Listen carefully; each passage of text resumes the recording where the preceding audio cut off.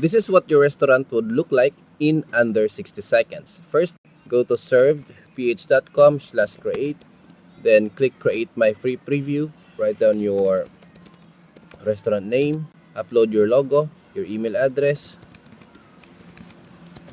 your phone number. And then next, add your menu. Choose your file and then upload your menu. Scan your menu. And then after just a few seconds, it will read all of your menus with different categories and different prices and also the description. Alright, there you go. Add 32 items and then see my restaurant and open my restaurant. That's it. So meron ka ng online ordering system with your name, with your logo. Tapos dito, nakalagay na lahat ng menu na in-upload ninyo. So yung pictures, kayo na po yung maglagay niyan sa using our admin dashboard. Okay? Now to activate it, very simple lang po. All you have to do is just click activate.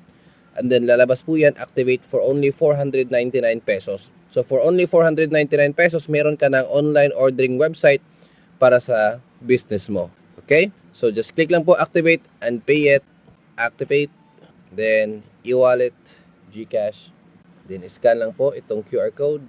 After scanning, alright, just a few more seconds. Yan po. Thank you. And then lalabas po dito yung set my passwords. Now you have your own you now have your online ordering dashboard. So dito natin i-manage lahat po. Dito sa menu, you can click menu and you can edit all of the items. For example, this one, you want to add picture. Yan po, choose file and then add natin yung picture, sample picture. You can save changes. Tapos you can see here sa baba, online website. Open natin.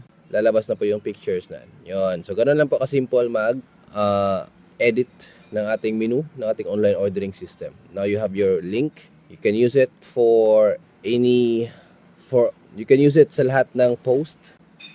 And that's it.